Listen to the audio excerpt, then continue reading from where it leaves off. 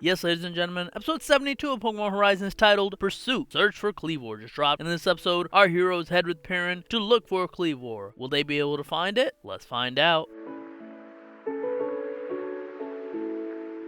Our heroes walk up to Tengu Mountain to search for Kleavor after they found out that Perrin had seen it last episode. In the mountain, they take a break and they look at the image that Perrin took of Kleavor. We learn a bit more about Perrin here. She was someone who as a kid was told that she was super talented at photography, so she's been doing it ever since. In terms of where she took the image of Kleavor, she doesn't fully remember, because she was in a hazy area and took pictures when she saw the Kleavor, and then when it attacked her, she ran down the mountain in a hurry. So for now, they decide to just look around this area. As they're leaving their rest area, Perrin asks Freed why he takes the kids along with him, and Freed says that the kids are evolving. While climbing the mountain, Krokorok is starting to get hungry and goes to grab a citrus berry on the floor when it sees one, only to get stuck on this rocky looking place. When Roy goes to grab him and pull him out, the entire thing collapses under them, and Roy and Krokorok fall to the bottom of a ravine. They're fine, and realistically, they could probably come back by Roy having his Kilowattrel fly them up, but he notices a giant cave down near the ravine, so he decides that he will look through the cave to see if Kleavor might be there. While down in the caves, Roy notices some Pokemon he hasn't seen. The rest of our heroes come across a pack of Houndoom and Houndour. Looks like they accidentally stepped into their territory. Freed sees an opening leading to a forest for the rest of our heroes to go through, so he brings out his Charizard and initiates battle with a group of Pokemon. When he clears the side where the forest is,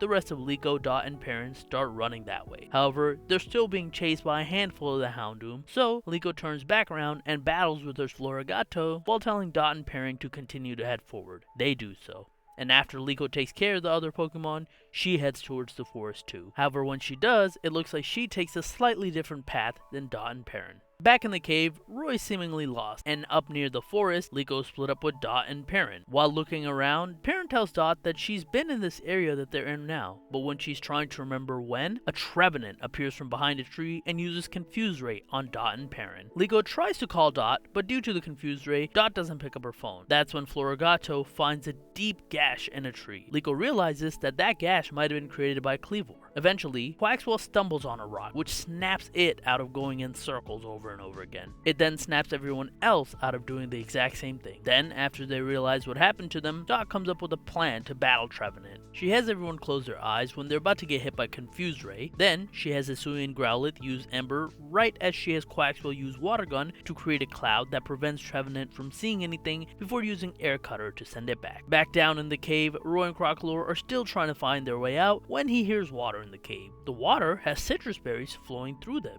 Since citrus berries don't grow on trees inside caves, he surmises it must be from the outside. So he follows the water upstream, leading him and Krokorok to outside the cave. When he gets out of the area they're in, he's ready to climb the vines to get to the top of the cliff. Meanwhile, Freed is finally finished with his fight against the pack of Houndoom and Houndour. He then flies on Charizard to look for everyone. Liko comes across more gouges in the trees. She thinks it may be leading her to Kleavor, but then she also thinks that it might be warning since Kleavor attacked Perrin, so she brings out her Hatchrim to see if she can feel any malice in the area. However, Hatchrim doesn't.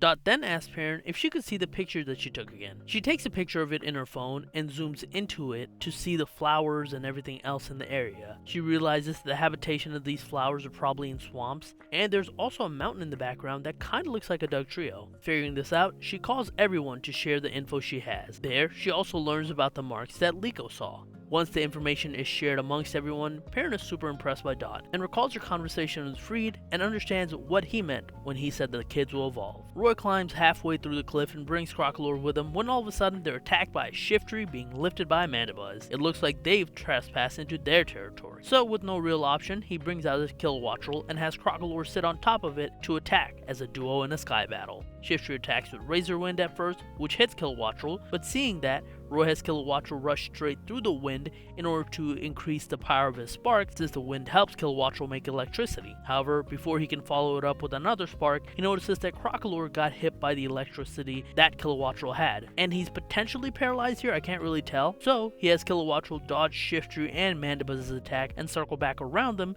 before having Krokorok use Disarming Voice on them, which sends them packing. Back towards Dot and Perrin, we see that they found the leaves from the images. That's when Perrin asks Dot if she takes pride in all of her wild adventures. But Dot responds that until recently, she was just cooped up in her room and she wouldn't be adventuring if she hadn't met Freed. She feels like she has a lot of shortcomings, which is why she's trying to gain as much experience as she can with these adventures. Perrin then tells Dot that recently she was in a slump, but she realized that if she engrossed herself in chasing the Pokemon she wanted, the results will come naturally. Meaning Dot engrossing herself in catching up to everyone is her own type of adventure. Liko then sees another tree with more gouge marks on it, but Terapagos is also seemingly having fun with Ralts and a Petalil in this area, showing that Kleavor hasn't pushed away all the Pokemon out of this area, that maybe it's waiting for someone. Then, Dot and Perrin arrive to show that the rock with the scratch mark that's near Liko was the mountain that looked like a Dugtrio that Dot was referring to. Roy also arrives, and so does Freed. With everyone here now, they take all the clues they have to try and narrow down where Kleavor is. However, for the day, Freed decides to call it off so they can continue their search another day. As our heroes begin to leave, Kleavor arrives on top of the Dugtrio rock,